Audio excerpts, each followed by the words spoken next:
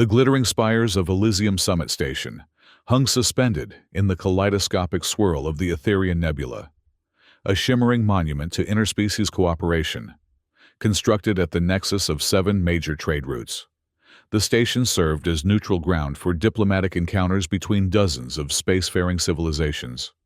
Its rotating habitat rings housed embassies, cultural exchanges, research facilities, and the Grand Council chamber where matters of galactic significance were debated and resolved.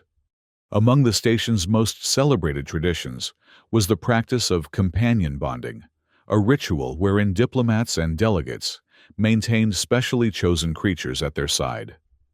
These companions were living emblems of status, carefully selected to reflect the values and aspirations of their keepers.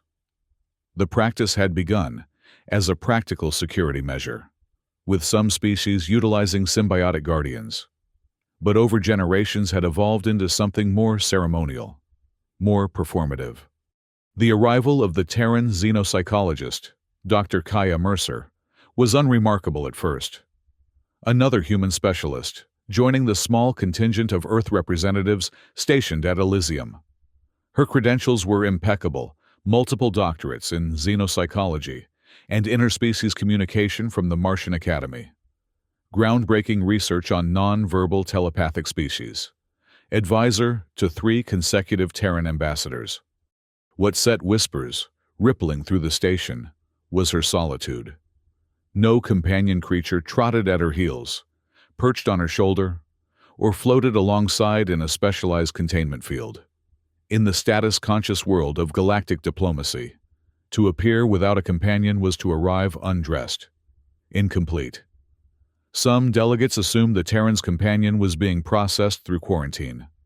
Others speculated she might be one of those rare individuals who found the practice distasteful. A few wagered she simply couldn't afford the genetic engineering and upkeep such creatures required. Dr. Mercer herself offered no explanation as she settled into her assigned quarters in the Human Embassy section of Habitat Ring 3. She spent her first station cycle familiarizing herself with Elysium's layout, reviewing upcoming agenda items, and observing the interactions between various diplomatic contingents with a clinician's careful eye. On her second day, she encountered Ambassador Rax of the Aurelian Confederation in one of the central atrium gardens. The Aurelian, with their crystalline exoskeletons and reputation for icy precision in negotiations, were known for companions that reflected their geometric sensibilities. Ambassador Rax was accompanied by a levitating polyhedron of swirling liquid metal that rearranged itself into increasingly complex forms, catching the light from the nebula outside in hypnotic patterns. Dr. Mercer, Rax's voice resonated from the vibrational chambers beneath his crystalline carapace. We've reviewed your research on non-verbal communication systems. Fascinating work, though perhaps limited by human perspective. Kaya smiled politely. All perspective is limited, Ambassador. That's why I find the exchange of viewpoints so valuable. The liquid metal companion of Rax's shifted into a perfect replica of Kaya's face, before dissolving back into an abstract form. A subtle display of technological prowess that doubled as a gentle intimidation. Indeed, we note you've arrived without a companion. Is Earth abandoning the tradition? Not at all, Kaya replied. My companion is simply completing arrival protocols. Ah. The subtle vibration in Rax's voice betrayed his relief at this conventional explanation. We look forward to the introduction then. The formal bonding ceremony is scheduled for tomorrow's central cycle. The Governing Council expects all new arrivals to participate. I wouldn't miss it, Kaya assured him. As the ambassador moved away, Kaya noticed how other delegates in the garden watched the exchange. A trio of Myrini, with their gasbag companions floating on tethers above them, huddled in conversation. 2 representatives of the silicon-based Quorar, their crystalline surveillance insects darting around them in protective formations, made notations in their data tablets. Everything was observed, measured, judged. The companions themselves were extensions of this diplomatic dance, genetically engineered or technologically enhanced to showcase their keeper's wealth, technological prowess, cultural aesthetics, or military strength. What had begun as genuine symbiotic relationships had devolved into living status symbols.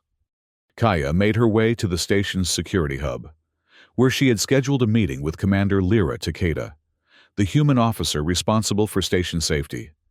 Unlike the diplomatic sections, with their elaborate architecture and ceremonial spaces, the security wing was efficiently designed, prioritizing function over form. Commander Takeda greeted Kaya with the directness typical of security personnel. "Dr. Mercer, your request to modify containment protocols for your companion has been controversial, but approved," Kaya noted. "Conditionally," Takeda corrected, sliding a data tablet across the desk.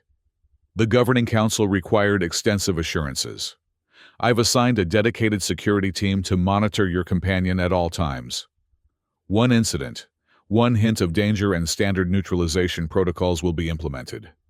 Kaya reviewed the conditions outlined on the tablet. "These terms are acceptable, though I assure you, neutralization won't be necessary." Commander Takeda's expression remained professionally neutral, but her eyes betrayed skepticism. "The containment field specifications you provided exceed our standard parameters by a significant margin. Elysium hasn't hosted a Category 5 predator species in over a decade. Not as a companion, perhaps," Kaya acknowledged. "But the requisite technology exists.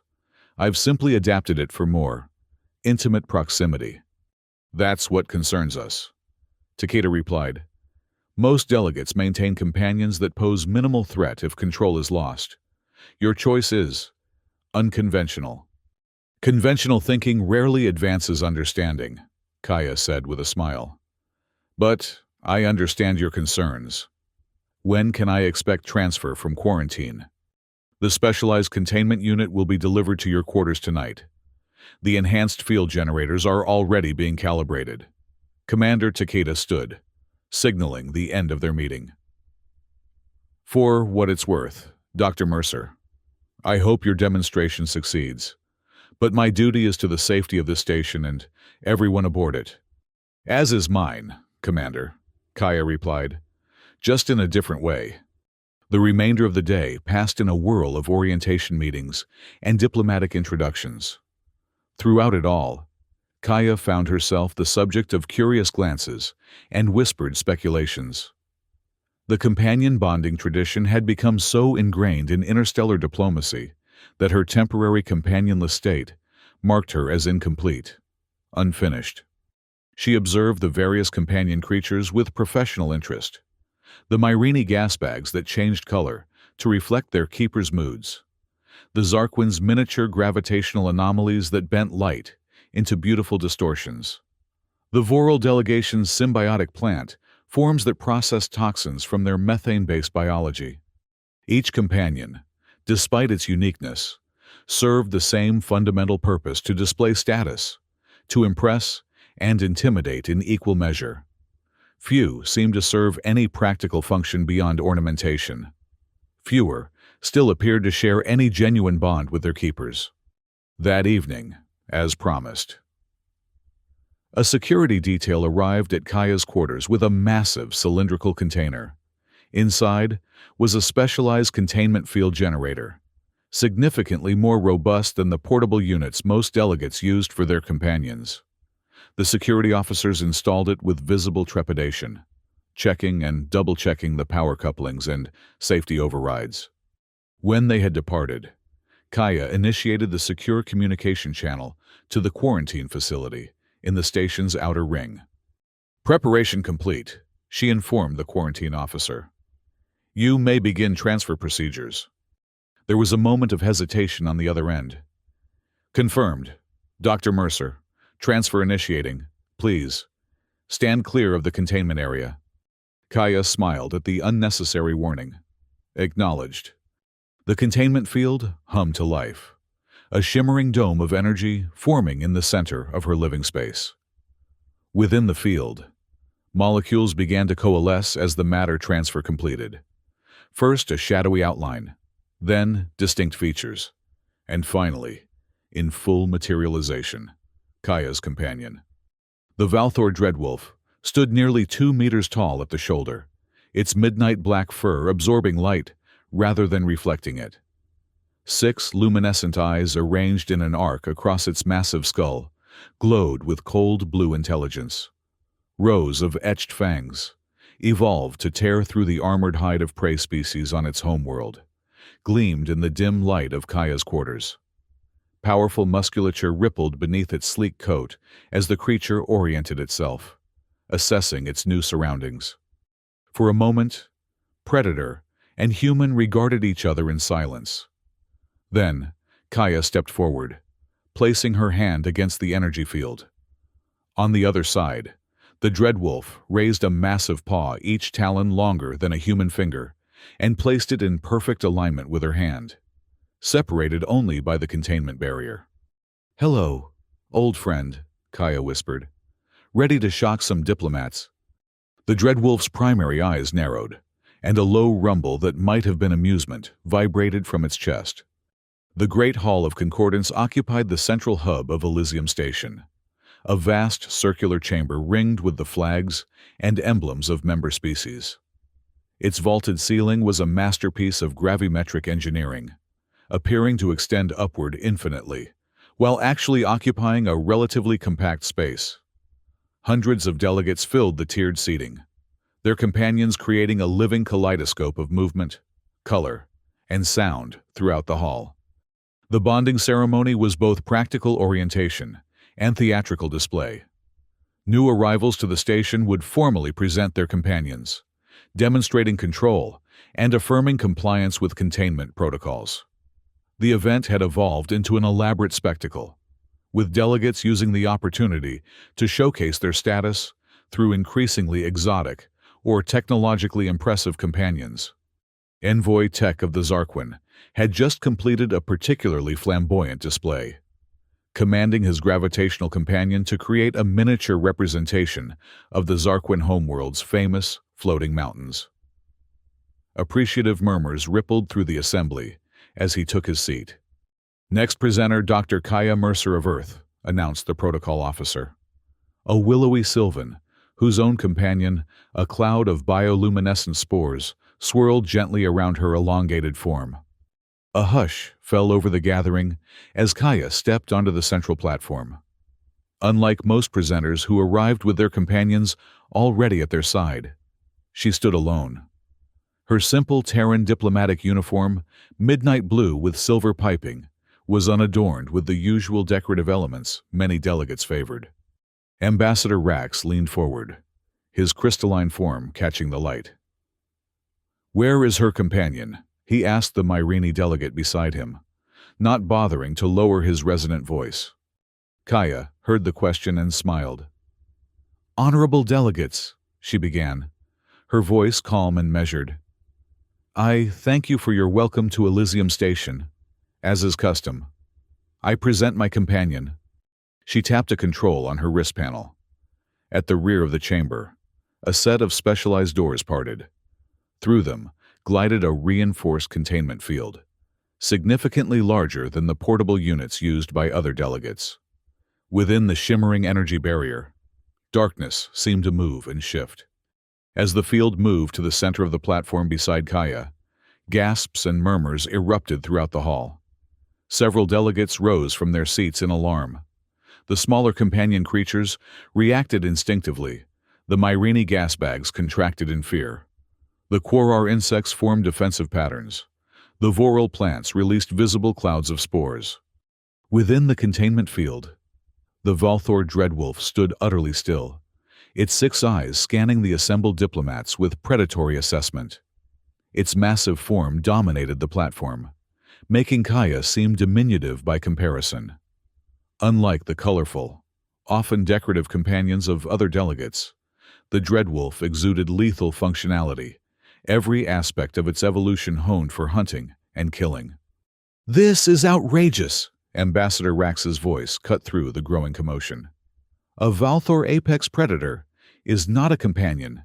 It's a biological weapon. Kaya remained composed. The companion tradition began as a practical security measure, did it not, before it evolved into the more ornamental practice we see today. There are protocols, a Myrene delegate called out, her voice high and distressed. Standards of safety. All of which I have met, Kaya replied. The containment field exceeds required parameters. All necessary safeguards are in place. The protocol officer had backed away from the platform, her spore companion contracting into a tight defensive ball. The regulations do not specifically prohibit predator species, she acknowledged reluctantly. But there is an expectation of proportionality. Ambassador Rax had fully risen now, his crystalline form vibrating with indignation. This is a deliberate provocation. The human deliberately seeks to intimidate other delegations with this display of primitive force. Laughter rippled through the chamber. Nervous, mocking. Envoy Tech of the Zarquin made a dismissive gesture. The ambassador gives the Terran too much credit. This isn't intimidation. It's compensation. Humans lack the technological sophistication to create truly impressive companions, so they resort to crude displays of brute strength. More laughter followed, more confident now, the initial fear giving way to ridicule. Kaya waited for the noise to subside. If I may complete the presentation. The protocol officer hesitated, then nodded. Kaya turned to face the Dreadwolf. Thanatos, acknowledge. The massive creature's primary eyes focused on her. It lowered its head slightly, not submission, but recognition. Basic obedience demonstration, Kaya announced to the assembly. She issued a series of commands. Sit, stand, move left, move right. The Dreadwolf complied with each, its movements fluid and precise within the confines of the containment field. Remarkable, commented a Sylvan delegate. It performs tricks like a pet. More derisive laughter followed. Cognitive demonstration, Kaya continued, undeterred. She produced a holographic puzzle, a complex three-dimensional maze. Thanatos, solve. The Dreadwolf's 6 eyes tracked the hologram, all focusing independently on different sections of the maze. After a moment's consideration, it used a talent to trace a path through the puzzle, solving it in seconds. A murmur of surprise rippled through the audience, quickly suppressed. Party tricks, Ambassador Rax dismissed. Enhanced intelligence is standard in companion engineering. Thanatos is not engineered, Kaya corrected. He is a natural-born Valthor Dreadwolf, with all the instincts and capabilities of his species intact. This revelation caused another stir. Most companions were heavily modified genetically, cybernetically, or both to enhance desirable traits and suppress dangerous ones. Then it is even more inappropriate, a Quorar representative objected. An unmodified apex predator has no place in diplomatic settings. Kaya turned to address the assembly directly. We've forgotten something important about the companion tradition. It began not as a competition for the most decorative or technologically impressive creature, but as a demonstration of genuine partnership between species. The original companions were chosen for their complementary abilities, their natural affinity with their keepers. She placed her hand against the containment field. On the other side, the Dreadwolf aligned its massive paw with her palm. Thanatos and I share a bond based on mutual respect and understanding. Not ownership, not domination, partnership. She looked around the chamber. How many of you can say the same about your companions? The question hung in the air, met with uncomfortable silence. Finally, Ambassador Rax spoke, his tone dripping with condescension. The Governing Council will need to review this arrangement. Until then, I move that the human and her companion be restricted to isolated quarters. The motion carried overwhelmingly. Only the Terran delegation and, surprisingly, Commander Takeda voted against it. Very well, the protocol officer announced. Dr. Kaya Mercer and companion are assigned to Sector 12 until further notice. Standard isolation protocols will apply. As Kaya and Thanatos were escorted from the chamber, the mockery resumed. Delegates exchanged amused glances, secure in their technological and cultural superiority. The humans' primitive display had provided a momentary diversion, nothing more.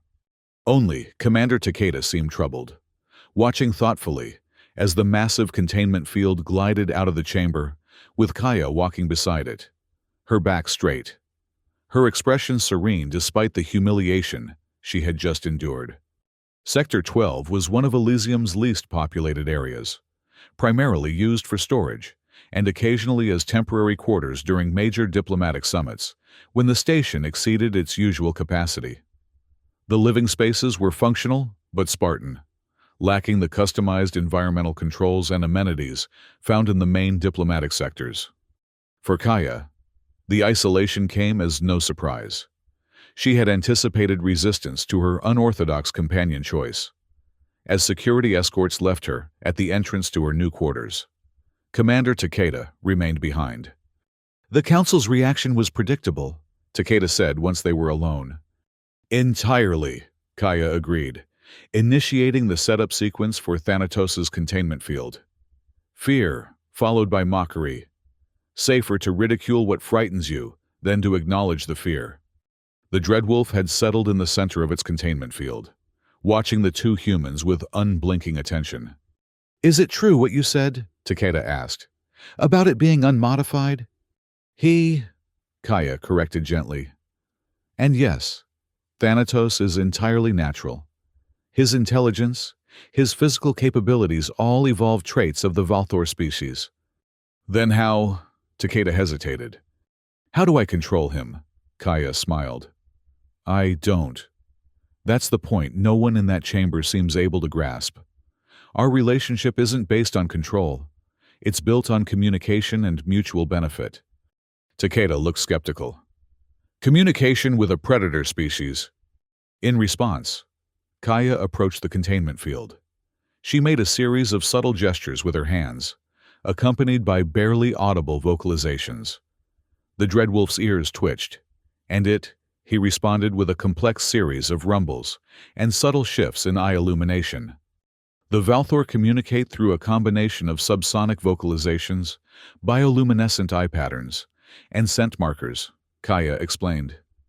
"I can't replicate the scent language, of course, but I've learned enough of their communication system to establish basic understanding. The rest came with time and patience." "You speak its language," Takeda said, impressed despite herself. "Imperfectly," Kaya acknowledged. "But enough. More importantly, I've learned to listen. Most species are so busy trying to make themselves understood that they forget the importance of understanding others." Takeda studied the Dreadwolf with new interest. "The security implications are significant, if what you're demonstrating is possible with other predator species." "Precisely why I'm here," Kaya confirmed. "My research suggests similar approaches could work with dozens of species, currently classified as too dangerous for cooperative engagement. But first, I need to overcome the prejudice that intelligent predators are inherently untrustworthy." Commander Takeda was silent for a moment, considering. "You've placed yourself in a difficult position. The Council isn't likely to change its stance based on theoretical benefits." "Then I'll need to provide practical demonstration," Kaya replied. "Opportunity has a way of presenting itself." "That sounds ominously like you're expecting trouble." Kaya smiled enigmatically. "Let's just say I've studied the station's security logs. Elysium has experienced a curious pattern of minor incursions over the past year. Nothing serious enough to trigger full protocols, but consistent enough to suggest testing." Takeda's expression hardened. "That information is classified." "I have appropriate clearances," Kaya reminded her. "My background in xenopsychology includes security applications. The pattern suggests reconnaissance and intelligence gathering precursor to something larger." "That's speculative at best." "Perhaps. But if I'm right, Elysium may soon face a situation where conventional security measures prove inadequate. When that happens, the value of a true interspecies partnership will become evident. Commander Takeda frowned. I hope you're wrong, Dr. Mercer. For all our sakes. She moved toward the door. I'll have necessary supplies delivered. The isolation order restricts you to this sector, but your station access remains active for emergency situations. After Takeda departed, Kaya approached the containment field. With a few commands on her wrist panel, she reduced the field's intensity in a small section, creating a permeable membrane. She reached through, placing her hand directly on Thanatos' massive head. They'll understand soon enough, she murmured. The Dreadwolf leaned into her touch, a rumble of agreement vibrating through his powerful frame. Over the next several station cycles, a series of unusual security incidents began to plague Elysium. Initially, minor, unexplained power fluctuations in peripheral systems, intermittent sensor ghosts in the outer habitat rings, maintenance drones found disabled in seldom-used corridors. Commander Takeda's security teams investigated each incident, finding little concrete evidence beyond the disruptions themselves. The pattern suggested a methodical probing of defenses, but without clear indication of method or perpetrator. There was little to be done beyond increasing routine patrols and enhancing automated monitoring systems. Meanwhile, in the diplomatic sectors, station life continued uninterrupted. The presence of a Valthor Dreadwolf in Sector 12 had become something of a running joke among delegates, the primitive human's misguided attempt to impress her betters with a display of brute force, safely contained in a distant sector where it couldn't disturb civilized interaction. Ambassador Rax took particular pleasure in recounting the incident to new arrivals, describing with crystalline precision how the human had paraded her pet monster before the assembly, only to be promptly relegated to the station's equivalent of a broom closet. The humans always overestimate the value of physical intimidation, he told a newly arrived Quorar delegation during a cultural exchange reception. They lack the sophisticated understanding of status display that more advanced civilizations have developed. His liquid metal companion morphed into a miniature replica of a Dreadwolf, then collapsed into a shapeless puddle, a visual metaphor for the dismissal of Kaya's approach that drew appreciative laughter from his audience. Across the reception hall, Envoy Tech of the Zarquin was engaged in similar mockery, using his gravitational companion to create a caricature of a human being chased by a comically oversized predator. They're still newcomers to interstellar society, Tech explained to his rapt listeners. Barely 3 centuries since achieving FTL capabilities, their understanding of diplomatic nuance remains underdeveloped. Only Commander Takeda, present as part of the security detail for the reception, seemed troubled by the continuing ridicule. She had reviewed the station's security logs with growing concern, seeing patterns that others dismissed. More troublingly, she had begun to notice a correlation between the security breaches and the behavior of the delegates' companions. During each incident, the various companion creatures had shown subtle signs of distress, the Myrini gas bags developing mottled discoloration, the Quorar insects abandoning their usual geometric formations, the Voril plant symbiotes closing their photosynthetic membranes. These reactions had been dismissed as coincidental or attributed to environmental fluctuations, but Takeda was beginning to suspect something more significant. After the reception concluded, she made her way to Sector 12. Kaya answered the door chime immediately, as if expecting a visitor. "Commander," she greeted. "How interesting that you visit now." Thanatos was alert within his containment field, all 6 eyes focused on the security officer. "You said something about opportunity presenting itself," Takeda said without preamble. "We've had 12 security incidents in the past 4 cycles.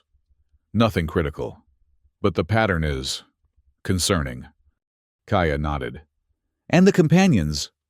The question caught Takeda off guard. "How did you know they were reacting? Because they're not simply decorative status symbols. despite how they're treated. Most companion species were chosen for their sensitivity to threats environmental, biological, or technological.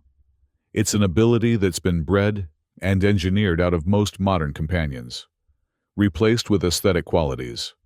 But the baseline instinct remains. Except your companion, Takeda noted, looking at Thanatos. He hasn't shown any signs of distress during the incidents. Because he understands what's happening, Kaya explained. Predator species develop different threat responses than prey species. Where your decorative companions panic, Thanatos observes, assesses, prepares. Prepares for what? Kaya moved to a data terminal, bringing up a station schematic. The pattern of incursions isn't random. Look at the affected systems. She highlighted several areas on the map.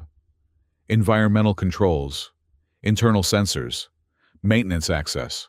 Someone or something is systematically mapping Elysium's vulnerabilities. Takeda studied the schematic with growing concern. This suggests coordinated reconnaissance. Precisely. And based on the escalating pattern, I estimate we're approaching the culmination. Why haven't you reported this? Kaya raised an eyebrow. Would the council have listened to the human with the monster pet? Or would they have seen it as an attempt to regain relevance after being isolated? Takeda had no answer for that. In any case, Kaya continued, this presents the opportunity I mentioned. When the actual threat materializes, conventional security measures will likely prove inadequate. That's when Thanatos and I can demonstrate the value of true interspecies partnership. You're suggesting I wait for a potentially catastrophic security breach just so you can make a point about companion bonding? Not at all, Kaya replied calmly. I'm suggesting you prepare alternate response protocols, including authorization for Thanatos and me to assist when conventional measures fail. The breach is coming regardless of our actions. The question is whether you'll have all possible resources at your disposal when it does. Commander Takeda looked from Kaya to the massive predator, watching them with intelligent eyes. I'll need authorization from the council. Then I suggest you be persuasive, Kaya said, because by my analysis, we have less than one cycle before the probing phase concludes and the main incursion begins. Takeda left Sector 12 with a troubled mind, making her way directly to the council chamber where an emergency session had been convened. The latest security breach had been more significant a momentary failure in the station's quantum communication array that had disrupted diplomatic transmissions across 3 sectors. Ambassador Rax was addressing the council when Takeda arrived, his crystalline form vibrating with agitation. These disruptions are becoming intolerable. How can we conduct serious diplomatic business when basic station functions are so unreliable? The Myrini delegate, her gasbag companion showing mottled patterns of distress, added her own concerns. My delegation has reported unusual sensations, phantom pressures, subsonic vibrations. Something is affecting the environmental integrity of our quarters. Commander Takeda stepped forward. Honorable delegates, these incidents are not accidental malfunctions. We believe Elysium is being systematically probed by an unknown entity, likely in preparation for a more significant incursion. This announcement caused immediate commotion. Delegates conferred with aides, companions exhibited various signs of agitation, and Ambassador Rax's liquid metal companion shifted rapidly through dozens of abstract shapes. What evidence supports this conclusion? Demanded Invoitek. The pattern of affected systems, the timing of incidents, and the behavior of companion creatures throughout the station, Takeda explained. Many companion species retain sensitivity to environmental threats. Their distress indicates something operating just beyond our conventional detection capabilities. Ambassador Rax's resonant voice cut through the murmurs. If this assessment is accurate, what measures are being implemented to protect the station? My teams are on highest alert. We've enhanced sensor arrays and established secondary security protocols.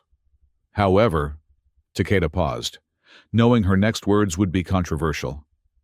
I recommend we also utilize all available specialized resources, including Dr. Kaya Mercer and her companion. The chamber erupted in objections. The human with the monster? Absurd. We isolated them for good reason. Ambassador Rax's voice rose above the others. Commander Takeda, you cannot seriously suggest we rely on an unmodified apex predator for station security. I suggest we utilize all available resources, Takeda repeated firmly. Dr. Mercer has extensive background in xenopsychology with security applications. Her companion represents a capability we currently lack, a naturally evolved predator species with heightened sensitivity to threats and the physical capability to respond to them. The debate continued for hours, with no resolution.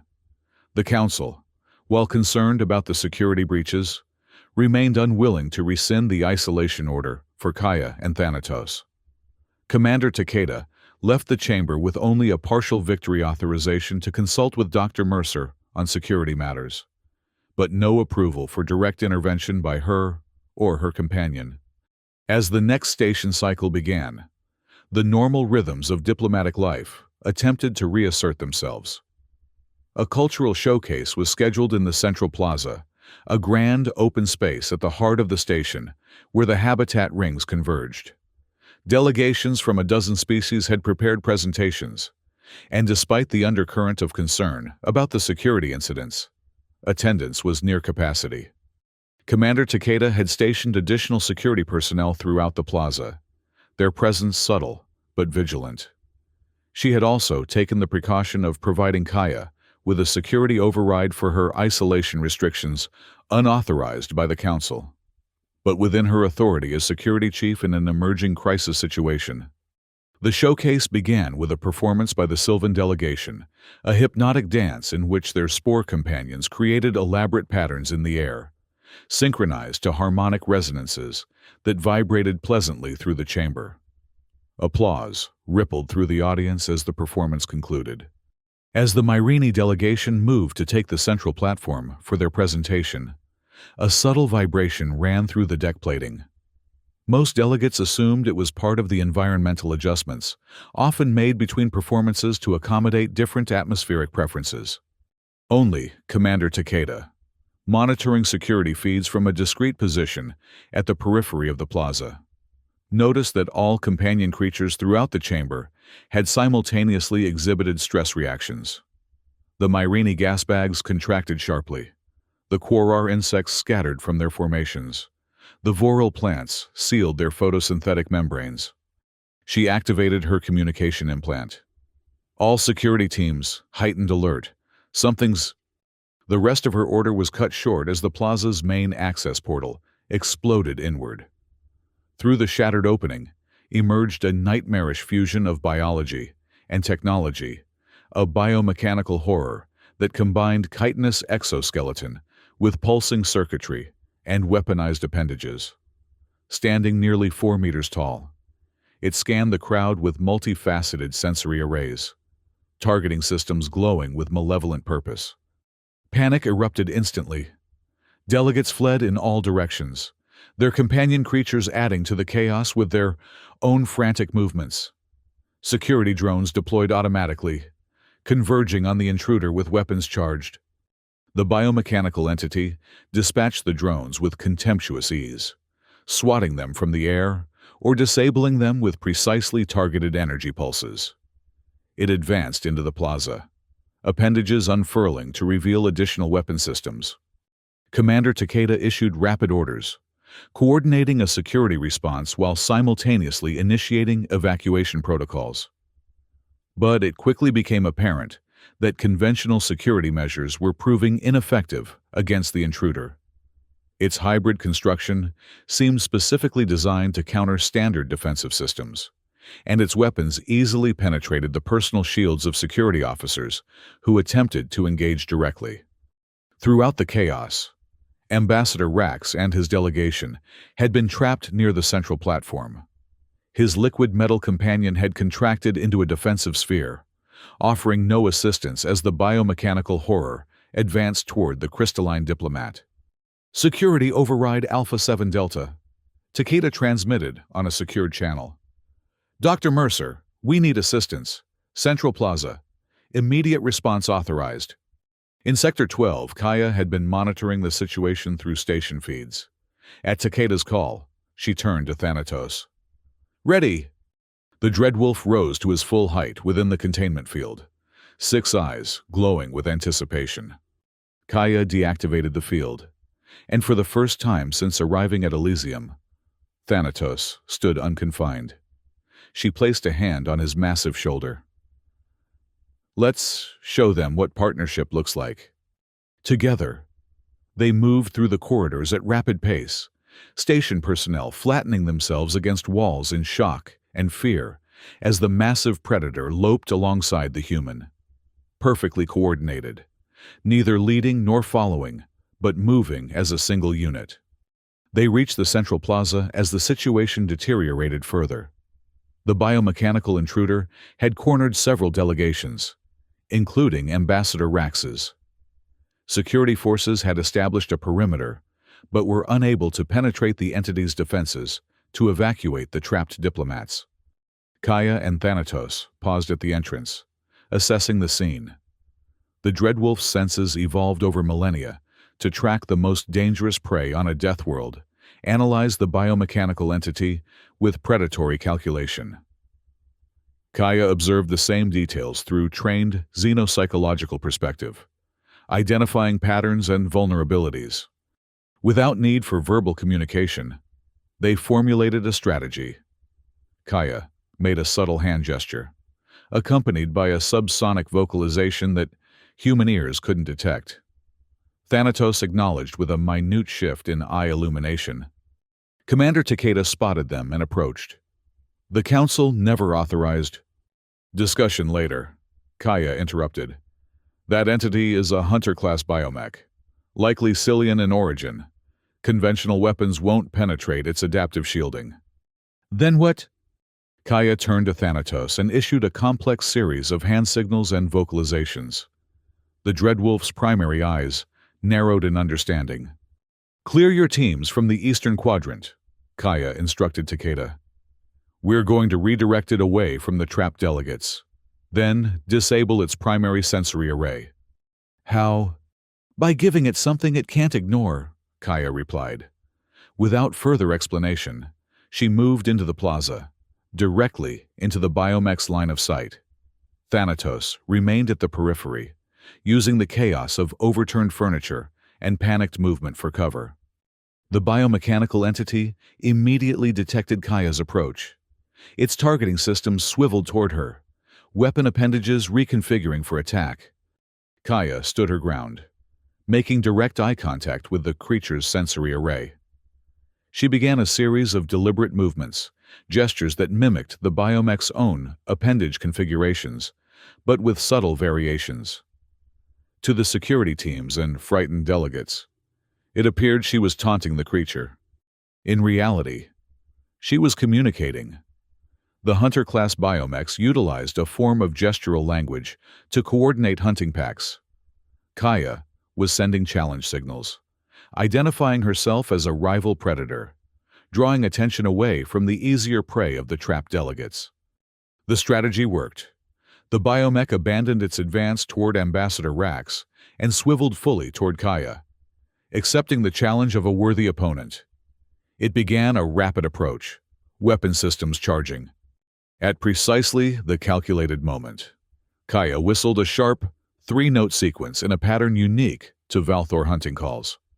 Thanatos exploded from concealment, a midnight blur of lethal motion.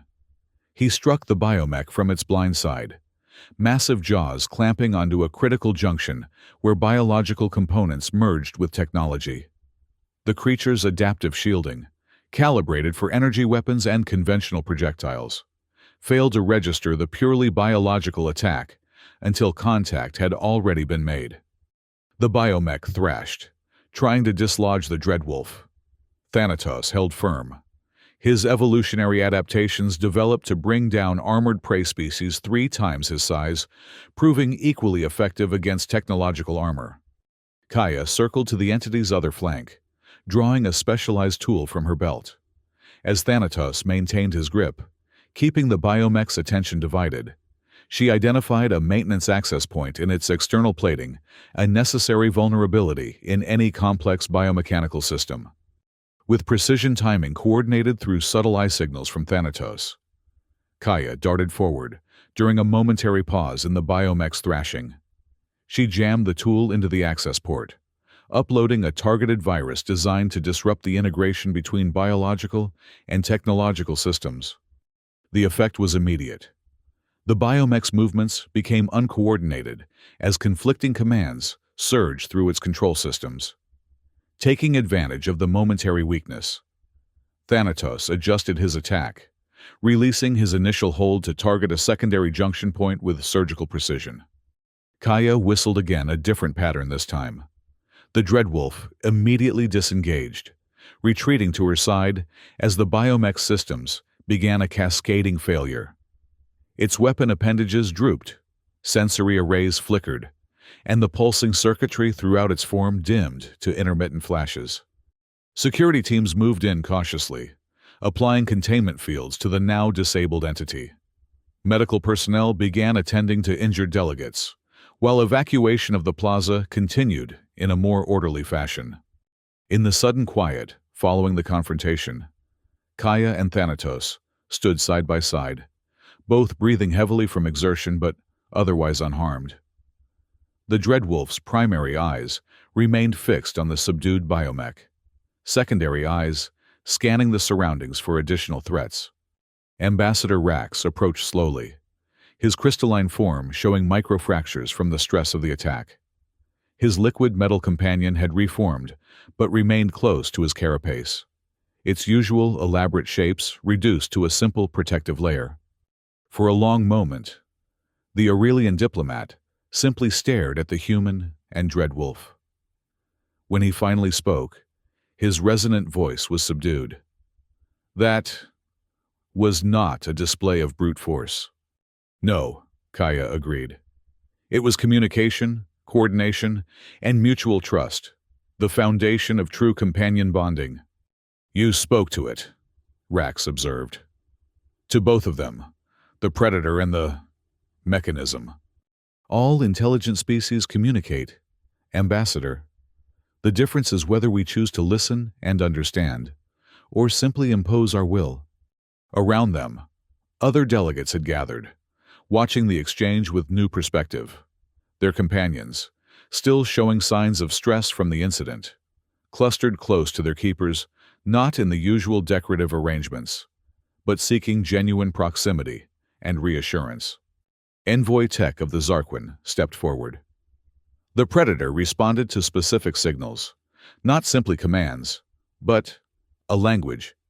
The Valthor have a complex communication system, Kaya explained. What you witnessed was the result of 2 years of intensive study and gradual trust building. Thanatos doesn't obey me out of conditioning or engineering. He cooperates because we've established mutual understanding and respect. Commander Takeda joined them, her expression a mixture of relief and professional assessment. That biomechanical entity was specifically designed to counter our standard security protocols. Its attack pattern suggests detailed knowledge of station defenses, confirming our suspicion of the earlier probing incidents. Yet it was defeated by the most primitive method imaginable, Ambassador Rax noted, his tone thoughtful rather than dismissive. Teeth and claws, guided by intelligence. Sometimes the oldest solutions remain effective precisely because they're overlooked in favor of technological advancement, Kaya suggested. The biomech's adaptive shielding was calibrated for energy weapons and conventional projectiles, not for a biological predator, operating on instinct and experience. Thanatos, sensing the change in atmosphere, had settled into a vigilant but non-threatening posture beside Kaya. His 6 eyes continued to scan the surroundings, but the predatory intensity had diminished, replaced by alert observation. The Council will need to reconsider its position on your partnership, Ambassador Rax acknowledged. Perhaps there is wisdom in your approach that we have been too quick to dismiss. The following day, the Governing Council convened an emergency session to address both the security breach and the controversial intervention that had resolved it. The central chamber was filled to capacity, with delegates from all member species in attendance. The mood was markedly different from previous sessions, the mockery and condescension replaced by thoughtful consideration. At the center of the chamber stood Kaya and Thanatos. The Dreadwolf was still contained within an energy field, but a significantly reduced one that served more as a symbolic boundary than a true constraint. Commander Takeda had presented a detailed security analysis, including footage of the biomech attack and the coordinated response that had neutralized it. Ambassador Rax, speaking for the Aurelian delegation, addressed the assembly. What we witnessed yesterday challenges fundamental assumptions about companion bonding. For generations, we have treated our companions as status symbols, increasingly ornamental, increasingly detached from their original purpose as true partners. He gestured to his own companion, which now displayed simpler, more functional forms rather than its usual elaborate configurations. In crisis, our engineered companions offered little assistance. The human's unmodified predator companion proved more valuable than all our technological marvels combined. Envoy Tech of the Zarquin rose, next. I move that the isolation order for Dr. Kaya Mercer and companion be immediately rescinded. Furthermore, I propose that Dr. Mercer be invited to establish a permanent research program on interspecies communication and companion bonding, with particular focus on predator species previously deemed unsuitable for diplomatic settings. The motion passed unanimously. More surprisingly, Ambassador Rax extended an additional invitation. The Aurelian Confederation requests Dr. Mercer's expertise in revising our own companion protocols. Recent events have exposed critical vulnerabilities in our approach. We believe there is much to learn from the human methodology. Standing beside Thanatos, Kaya accepted both the apology and the opportunity with grace. Understanding between species begins with respect for differences, not the imposition of conformity. I look forward to working with all delegations to rebuild the companion tradition on a foundation of genuine partnership. As the formal session concluded and delegates began to disperse, many lingered to observe Kaya and Thanatos more closely. The fear and mockery had been replaced by genuine curiosity. Several delegates approached cautiously, asking questions about communication methods and relationship building with companion species. Commander Takeda joined Kaya as she answered a particularly technical question from a Quorar representative. The security assessment of yesterday's incident is complete, she informed the xenopsychologist quietly. The biomech was definitely Cillian, as you identified, but we believe it was operated remotely, a test of our vulnerabilities before a potential larger incursion. I suspected as much, Kaya replied. The attack pattern was too precise, too calculated for an autonomous unit. We've enhanced security protocols based on the data gathered during the encounter. Takeda continued. But the most significant change will be the integration of your companion bonding methodology into our training programs. The Council has authorized a specialized security division utilizing properly bonded predator species as a complement to conventional measures. Kaya smiled. Progress, then? Significant progress, Takeda agreed. Though I suspect you anticipated this outcome from the beginning, let's just say I understand both predator psychology and status hierarchies, Kaya replied with a small smile. Sometimes the most effective way to change entrenched thinking is to allow reality to demonstrate the limitations of conventional wisdom. Over the weeks that followed, the atmosphere on Elysium Station underwent a subtle but profound transformation. The companion bonding tradition continued, but with a new emphasis on genuine partnership rather than ornamental display. Delegates began to select companions for their complementary abilities and natural affinities, rather than purely aesthetic considerations. Under Kaya's guidance, a research center was established in what had formerly been Sector 12.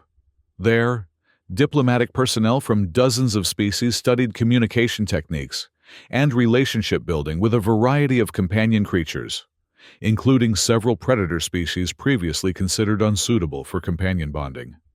Ambassador Rax became one of the program's most enthusiastic supporters, his own liquid metal companion evolving from a purely decorative display into a functional partner with specialized capabilities in data analysis and environmental assessment. 6 months after the biomech incident, Kaya stood at the observation deck overlooking the nebula, Thanatos at her side without containment field or restraint.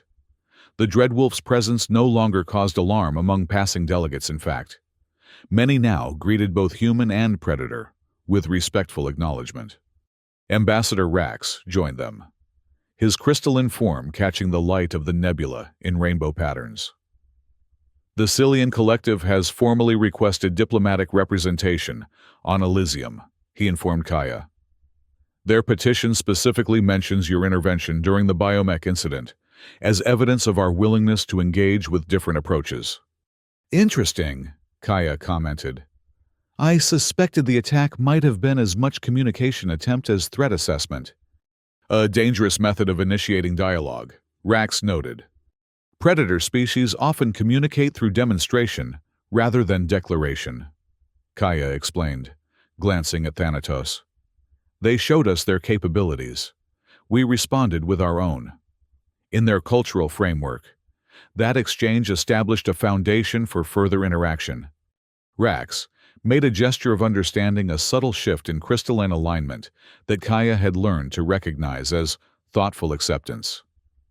The Council has approved their petition, with appropriate security protocols.